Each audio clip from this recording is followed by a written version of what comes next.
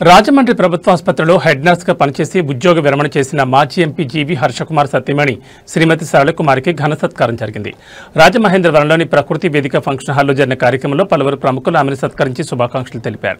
ఈ కార్యక్రమంలో అనపర్తి ఎమ్మెల్యే నల్లమేలు రామకృష్ణారెడ్డి, అనపర్తి నియోజకవర్గం తెలుగుదేశం పార్టీ పరిశీలకులు ఆకుల రామకృష్ణ, తూర్పుగోదావరి జిల్లా తెలుగుదేశం పార్టీ సాంస్కృతిక విభాగం అధ్యక్షులు సత్తి దేవదానాబాబా తదితరులు పాల్గొన్నారు.